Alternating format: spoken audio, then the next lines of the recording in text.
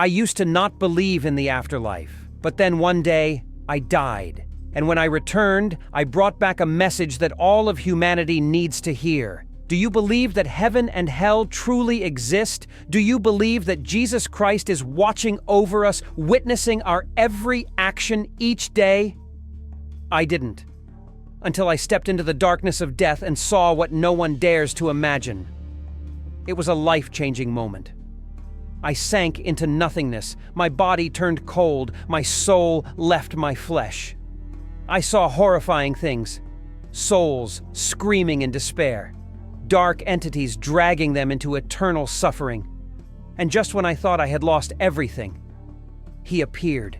Jesus Christ. He stood there, shining brightly in the midst of the darkness. But instead of the peace I expected, he gave me a message that sent chills down my spine, a warning for all of us. Watch until the end of the video to see what I witnessed with my own eyes. This is the truth that no one can escape. Don't forget to like, share, and comment your thoughts. Subscribe to the channel today so you won't miss any important messages from God. Because one day, it might be you who needs his salvation. Hello, my name is David. I never thought much about faith. Church was just something my family did on Sundays, a place where I sat through sermons, staring at the clock, waiting for it to end. I wasn't a bad person, but I also wasn't exactly the kind who spent time thinking about heaven or hell. It all seemed distant, like something people told themselves to feel better, until the day everything changed. It was an ordinary day, nothing special. I was walking home from school, earbuds in, my mind lost in music and random thoughts. The light turned green for pedestrians, and I stepped onto the crosswalk. I never even saw the truck, the screeching tires, the sudden impact. It all happened so fast. One moment, I was moving through my day like any other, and the next, I was weightless, drifting above the scene. I looked down. My body lay crumpled on the pavement. People were screaming, their faces pale with shock. A woman crouched beside me, pressing her hands against my chest, trying to stop the bleeding. But I knew it was pointless. I wasn't there anymore. I was somewhere else. At first I felt nothing. No pain, no fear, just a strange sense of detachment. But then something changed. The world around me darkened, and a force, an unseen, irresistible force, began pulling me away. The farther I went, the less connected I felt to the world I had known. The sounds faded, the colors drained, and soon there was only darkness. This wasn't the peaceful, warm light people talked about in near-death experiences. There was no tunnel, no angelic voices, just a suffocating, endless blackness. It wrapped around me, pressed against me, and for the first time I felt true terror. It was as if I had been dropped into a void with no way out. Then I heard them, voices, whispering, laughing, dark, cruel sounds that slithered through the emptiness. Shapes moved in the shadows, things I couldn't quite see but could feel.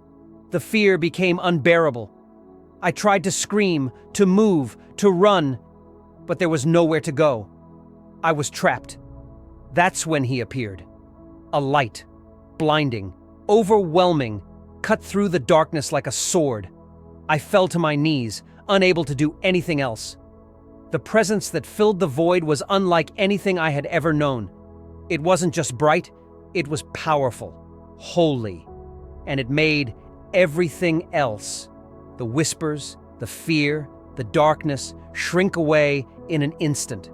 I couldn't lift my head, but I didn't have to. I knew who he was. Jesus. Not the soft, gentle figure from Sunday school paintings, not the quiet shepherd holding a lamb. No, this was Jesus in all his glory, radiating power, untouchable in his holiness. Just being in his presence made me painfully aware of everything I had ever done wrong. But just when I thought it was over, when I believed I had been saved from the depths of darkness, Jesus showed me something even more terrifying. Not just my past, Not just my own fate, but a vision of what was to come. A warning for all of us. After being pulled from the suffocating abyss of death and standing before Jesus, I thought my terror was over. But I was wrong. Jesus didn't just show me my life. He showed me the future. A vision so real, so vivid, that even now, I can still feel the weight of it pressing on my soul. It wasn't just about me. It was about all of us. One moment, I was in his presence, bathed in light. The next, I was standing in the middle of a world I barely recognized.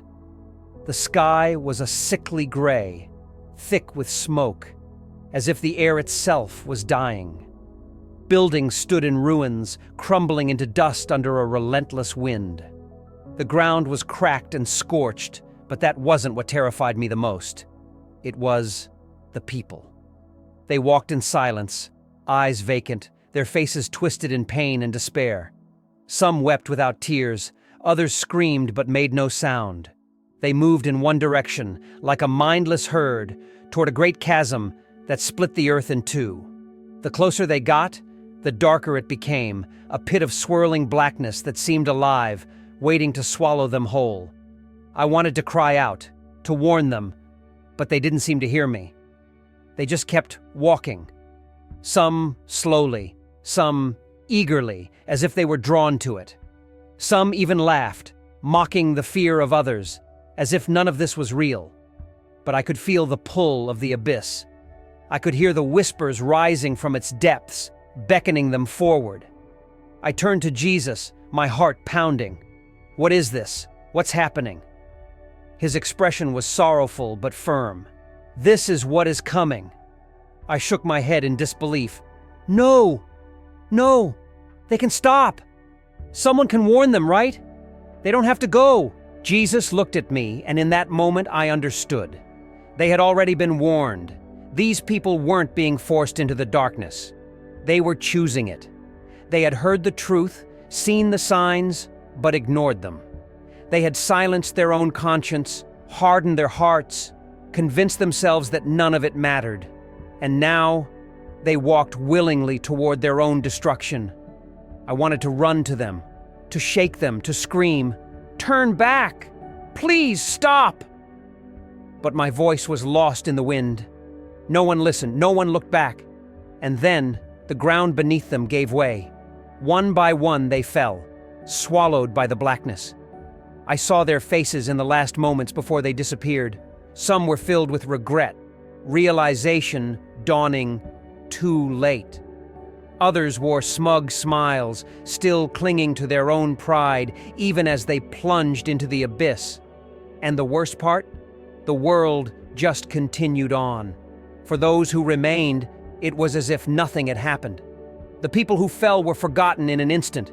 Those left behind didn't stop to question, didn't pause to wonder where they had gone. They simply kept walking.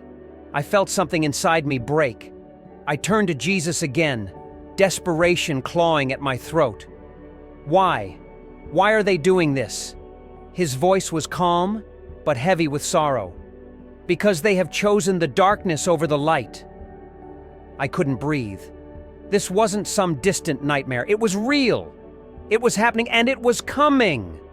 Then the vision changed. I saw cities, once alive with light and laughter, now crumbling under chaos. Fires raged unchecked, the sky turning black with smoke. I saw people turning on each other, families shattered, trust destroyed.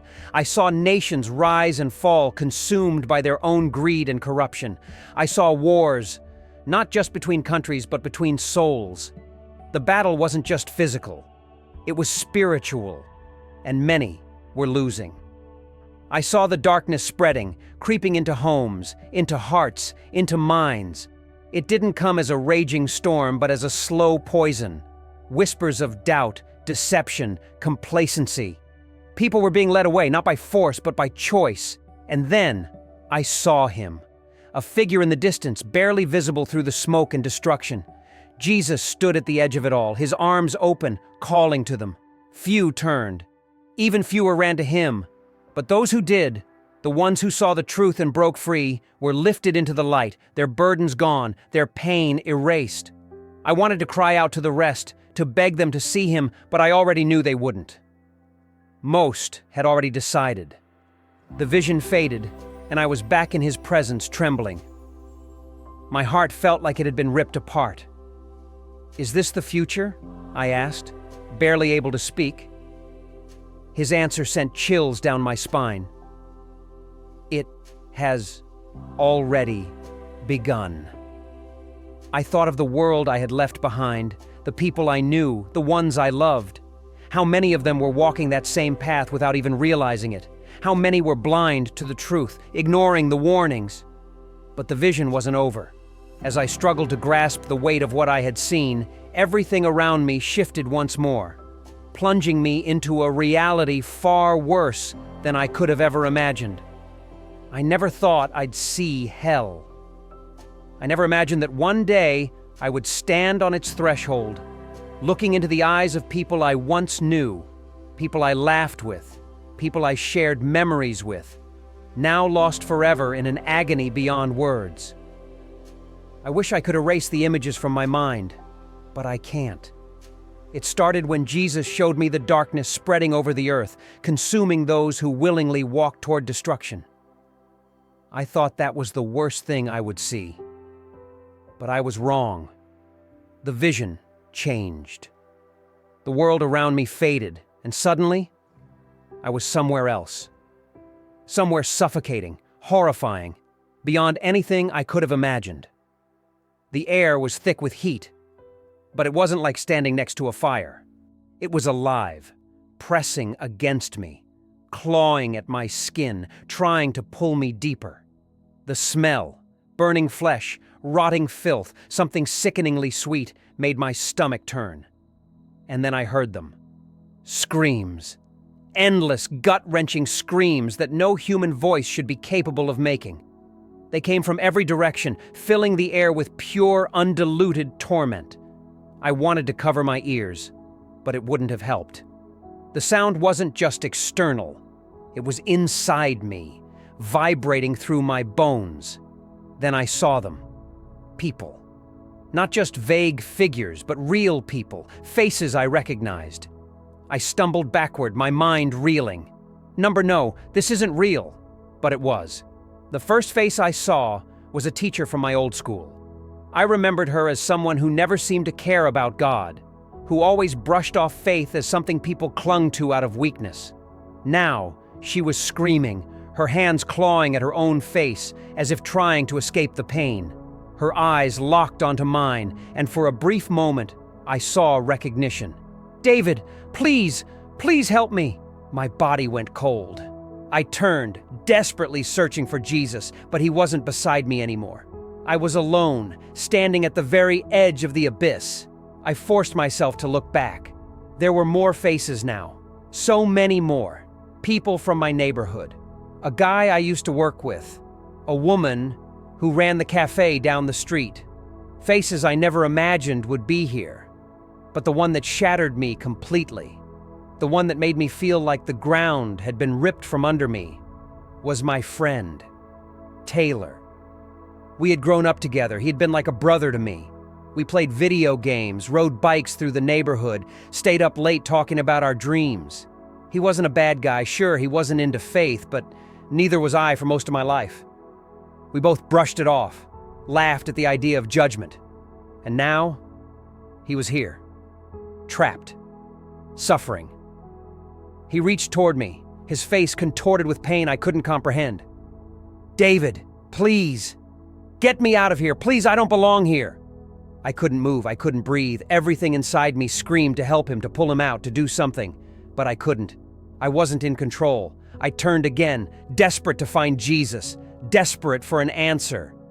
And then he was there, standing just behind me, watching. His face wasn't angry, wasn't filled with wrath. It was sorrowful, deep, indescribable sorrow. I fell to my knees. "Jesus, please help them, get them out of here." His voice was calm, but it carried the weight of finality. "They chose this." I shook my head violently. No, they didn't. They didn't know. Taylor, he didn't understand. If he had known, he wouldn't have. Jesus looked at me, and suddenly, I knew. Taylor had known. They had all known. They had heard the truth at some point. They had felt that tug in their hearts. They had been given opportunities, moments where they could have turned to God. But they ignored them, dismissed them, laughed them off. They chose. And now, there was no going back. The realization crushed me. I turned back to Taylor, tears burning my eyes. He was still reaching for me, still pleading. Tell me it's not too late. Tell me I can get out. But the ground beneath him burned with fire that seemed to come from nowhere and everywhere at once. The flames didn't just consume, it tortured, curling around him like living chains, dragging him deeper. But the torment I witnessed was only the beginning. I thought I had seen the worst. Souls lost forever, pleading for salvation that would never come. But then, the vision shifted, and I realized that hell wasn't just a place. Darkness had another face, one much closer than I had ever imagined. I thought the worst was over. After everything I had seen, hell itself, people I once knew lost forever in torment. I didn't think there was anything left that could shake me, but I was wrong. I wasn't just shown the fate of others. I was about to experience firsthand what happens when we give darkness a foothold in our own souls. The vision shifted again. The screams of the lost faded, and I found myself in an empty, endless void. It wasn't like the abyss I had seen before. This was different. It was silent. Too silent. And in that silence, I felt something lurking. Something waiting. Then, the whispers began. At first, they were faint, like a breeze brushing against my ears, so soft I could almost ignore them. But they grew louder, multiplying, surrounding me from every direction. The voices weren't human. They were something else, something ancient, something dark, fraud, failure, liar, coward. The words slithered through the air, wrapping around me like chains. My chest tightened. My breathing became shallow. The weight of their accusations pressed down on me, and the worst part? I believed them. I had lied. I had failed. I had ignored the truth when it was inconvenient. I had walked away from faith, shrugged off conviction, done things I knew were wrong, and told myself it didn't matter. Every word they whispered was true, and as much as I wanted to fight back, I had nothing to stand on. Shapes moved in the darkness. Shadowy figures shifting and twisting, surrounding me like circling predators. The whispers turned into low growls, then distorted laughter. "You belong to us," one of them hissed. "No," I said, my voice barely above a whisper. "Don't you?" Another one sneered. "You let us in. You fed us. You gave us power." Something cold crawled down my spine. I wanted to run, but my legs wouldn't move. The truth of their words clawed at my mind. I had let them in. Every time I chose selfishness over kindness. Every time I let anger fester. Every time I turned away from the truth. Even when I knew better. I had given them power over me, piece by piece, without even realizing it. The shadows crept closer. I could feel them now. Their cold breath against my skin, their fingers brushing against my arms. Panic surged through me. I tried to scream, but no sound came out. Then, light. A brilliant, blinding light erupted from behind me, cutting through the darkness like a blade. The whispers turned to shrieks. The shadows recoiled, hissing and writhing like they were burning. And then, he was there. Jesus. The moment his presence filled the space, everything changed. The suffocating fear vanished. The weight on my chest lifted. The demons shrank back, clawing at the air, desperate to escape the light that exposed them for what they truly were, weak, pathetic parasites that fed off the sins I had allowed to take root in my heart. Jesus didn't speak to them. He didn't have to. His very presence was enough to send them scattering like insects fleeing from fire. Then he turned to me. I couldn't meet his eyes. I felt raw, exposed, stripped of every excuse I had ever made for the choices I had brushed off as not a big deal. I expected him to be angry. I expected rebuke, condemnation. But when he finally spoke, his voice wasn't harsh. It was firm, but filled with sorrow. They had power over you because you gave it to them. I swallowed hard. How? Every choice matters, he said.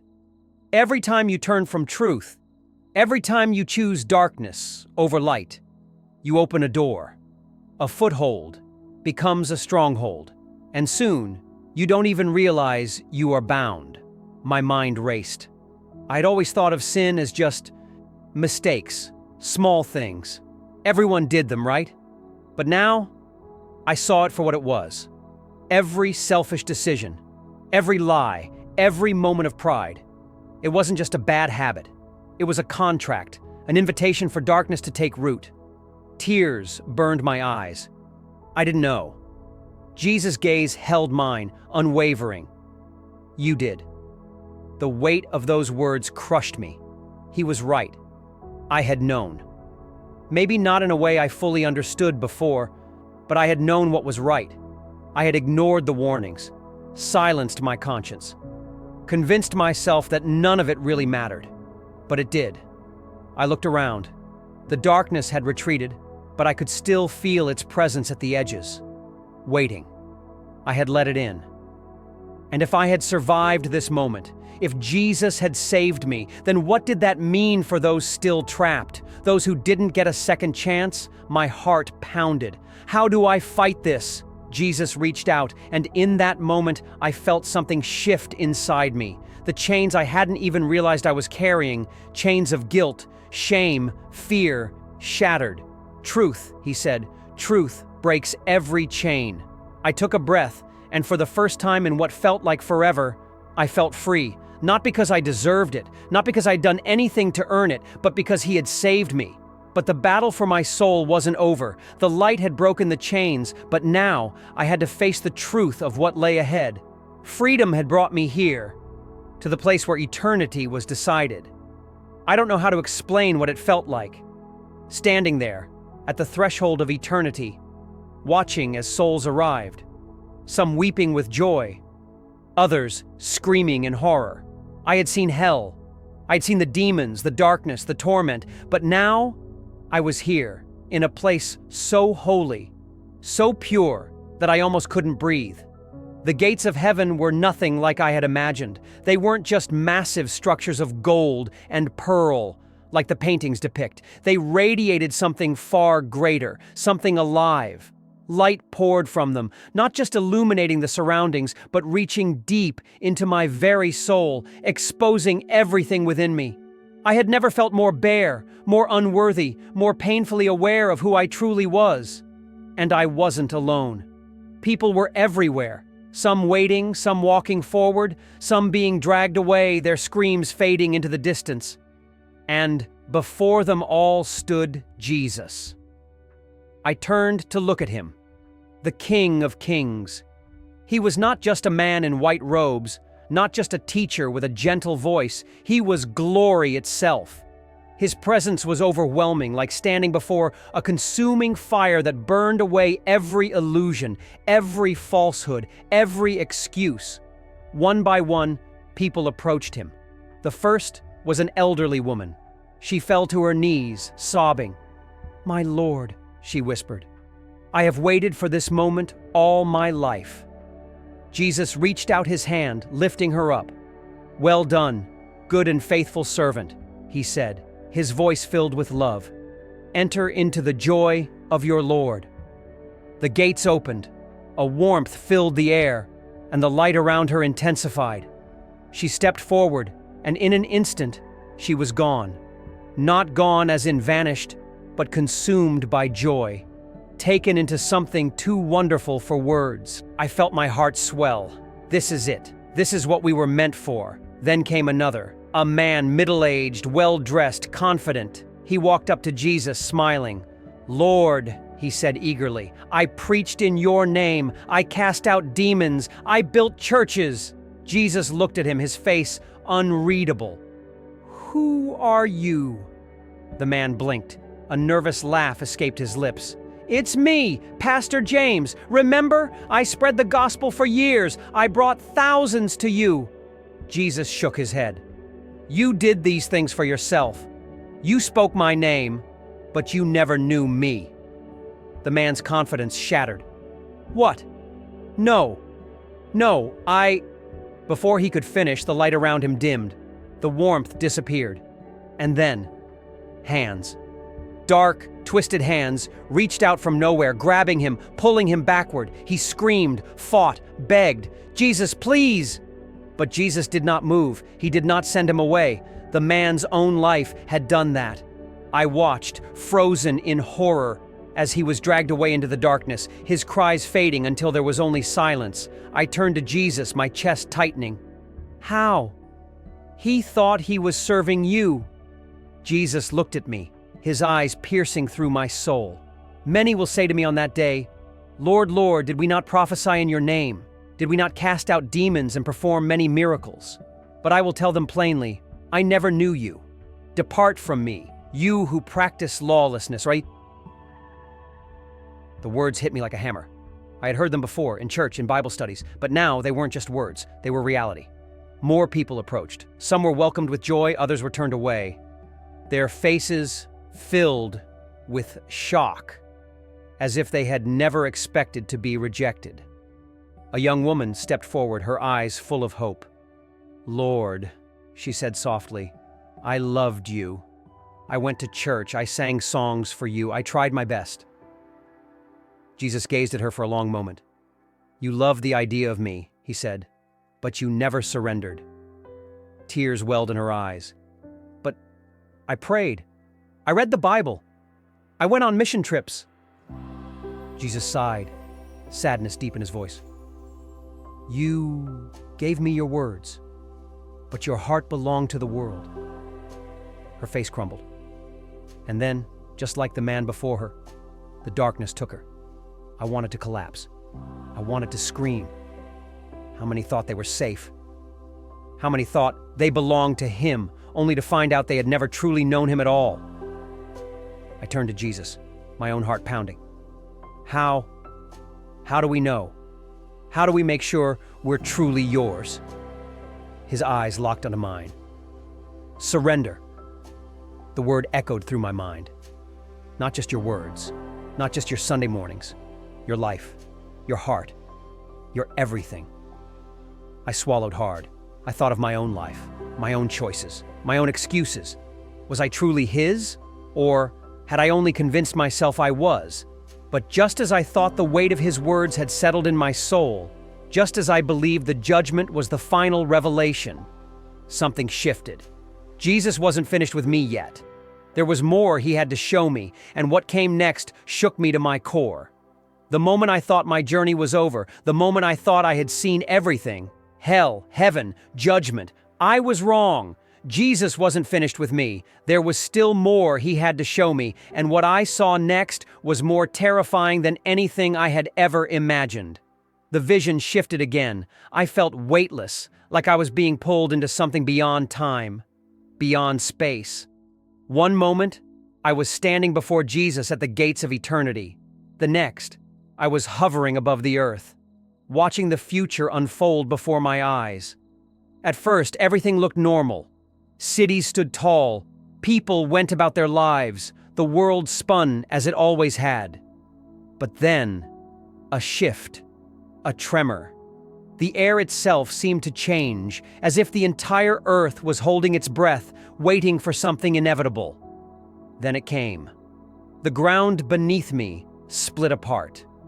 Entire cities were swallowed into darkness as violent earthquakes shattered the land.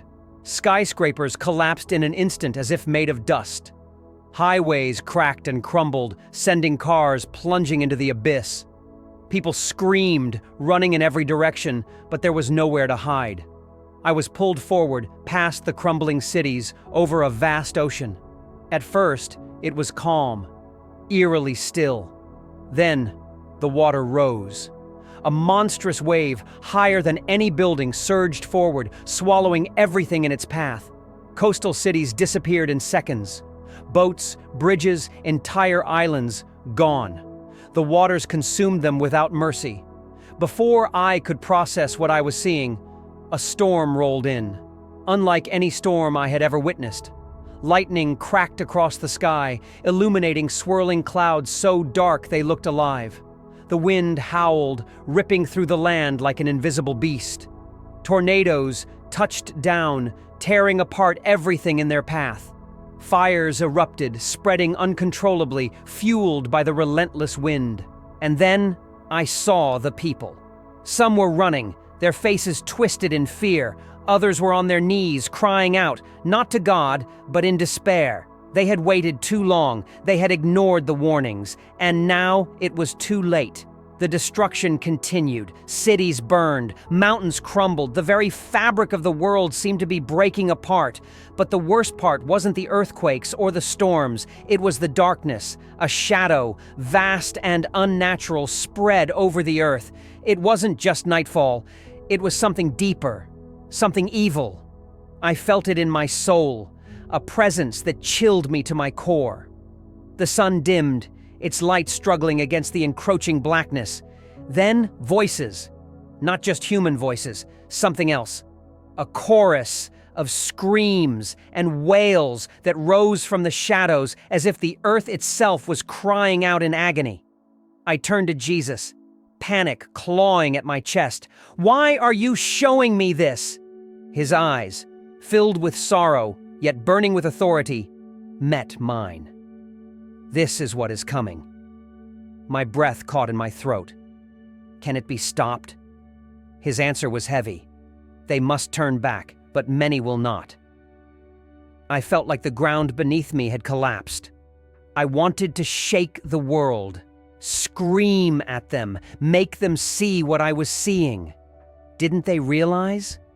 Didn't they know what was coming? I turned back toward the destruction, watching as people ignored the signs. Even as the earth trembled, even as the waters rose, even as fire consumed everything around them, they refused to believe. Some shook their fists at the sky, cursing God, blaming him. Others tried to hide, thinking they could escape what was coming. But none of them repented. Then, suddenly, the vision snapped. The destruction vanished. The darkness disappeared. I was standing before Jesus again, but I was shaking, my body trembling from what I had just seen. He reached out, placing his hand on my shoulder, and for a moment, the fear subsided. His voice was calm, but firm. "Go back." I felt my heart stop. "What?" "Go back. Tell them. Warn them." A weight settled over me. "But will they listen?" His eyes never wavered. "Some will, but not all." The reality of those words crushed me. Some would listen. Some would turn back. But others, many others, would not. They would choose their own way. They would ignore the warnings. They would wait until it was too late. Tears burned my eyes. "I don't know if I can do this." Jesus' voice was steady, filled with power. "You must." Then everything went black. And then, just as suddenly as it had begun, it was over.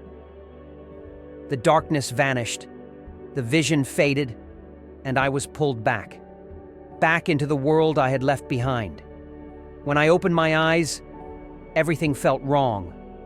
The first thing I saw was the harsh fluorescent light above me. Too bright, too artificial. The beeping of machines filled the air, rhythmic, steady, proof that I was alive. But I wasn't supposed to be. I had died. 3 minutes. No pulse, no breath. Clinically gone. And yet, here I was, lying in a hospital bed, my body weak, my mind racing. I could still feel it, the weight of eternity pressing against me. The visions, the warnings, the judgment. I hadn't just imagined them. I had been there. I tried to speak, to tell the nurses, the doctors, anyone what I had seen. but my throat was dry, my voice barely more than a whisper.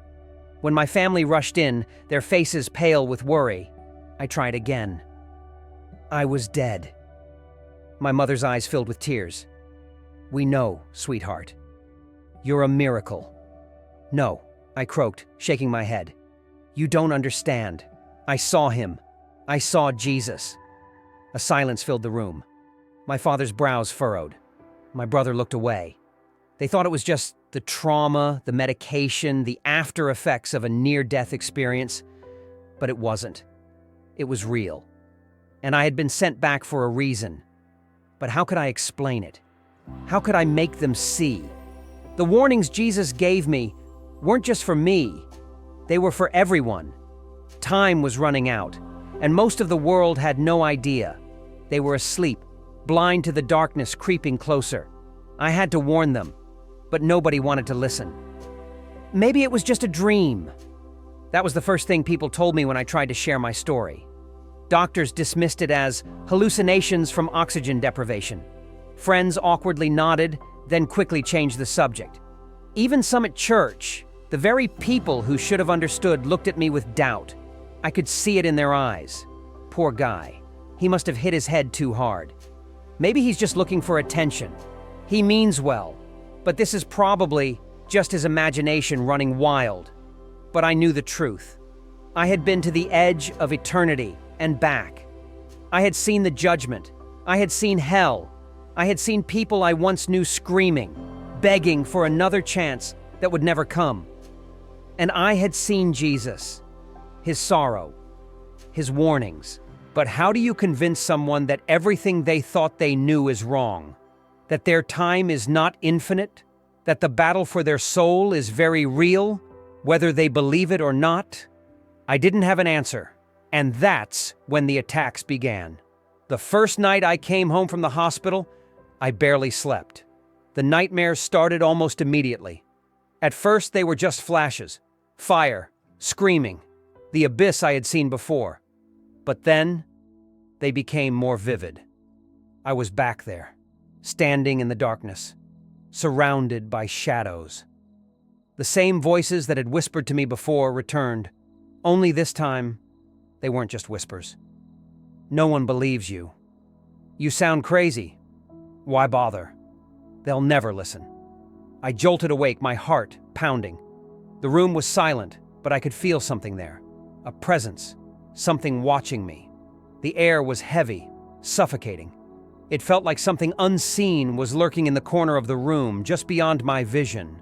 I told myself it was just my imagination, but deep down, I knew it wasn't. This wasn't just a battle for my testimony. This was a battle for souls. And the enemy didn't want me to speak. I wanted to stay strong. I wanted to shout my testimony from the rooftops. But with every rejection, every mocking laugh, every night of terror, doubt crept in like poison. Maybe I was crazy. Maybe it was just a dream. Maybe I should just forget it and move on. The world was full of distractions, endless entertainment, mindless scrolling, constant noise. It was so easy to get pulled back into the flow of everyday life, to ignore what I had seen, to pretend it never happened. And for a brief moment, I almost gave in. I almost stayed quiet. I almost let the darkness win. But then I remembered their faces. I remembered Taylor, my friend, lost forever in the abyss. I remembered the people who thought they were saved, only to hear Jesus say, "I never knew you." I remembered the cities crumbling, the people ignoring the warnings, the world plunging headfirst into destruction. And I remembered Jesus' final words to me. "Tell them, warn them." This wasn't about me. This wasn't about whether people thought I was crazy or not. This was about souls, and I couldn't stay silent. Since that day, I have told my story again and again, no matter how many times people dismiss me, no matter how many scoff, no matter how many turn away, because some do listen. Some hear the warning and wake up. Some turn back before it's too late. And for those few, I will keep going. But I need you to understand something. This world, the one you're living in right now, it's temporary. The distractions, the wealth, the status, the comfort, it's all an illusion, a fading shadow compared to what's coming. There is a battle happening right now for your soul, and every moment you wait, every time you push away the tug in your heart, every time you tell yourself, "I'll think about it later," you are making a choice. Because one day, maybe sooner than you think, you will stand before him. And when that moment comes, the truth will be revealed. Either he will say, "Well done, my good and faithful servant," or he will say, "Depart from me. I never knew you." There is no in-between. So I'm begging you, don't ignore this. Don't assume you have time, because time is running out. And when it does, you won't be able to say you weren't warned. You have heard my story. You know what I have seen. And now, the question is not whether you believe, but what you will do with it. I was not brought back from the dead just to remain silent. I did not face the darkness, the terrifying screams, the warning from Jesus himself, only to return to a normal life as if nothing had happened. I was sent back to warn you. Time is running out. The signs are everywhere. Do you see them? The world is changing. The darkness is growing stronger, and people are still lost in fleeting distractions, forgetting the truth. But one day, when everything collapses, when the gates of heaven close, when regret is meaningless, where will you stand? I cannot save you. But you can save yourself by turning to him right now. Take action now. Comment below if you have had spiritual experiences or if you feel that God is calling you. Like this post to spread this message to more people. Share to warn your loved ones before it's too late. Subscribe to the channel now. Don't miss any important messages. God is sending you a sign. I was given a second chance, but are you sure you will have that chance? Return to God before time runs out.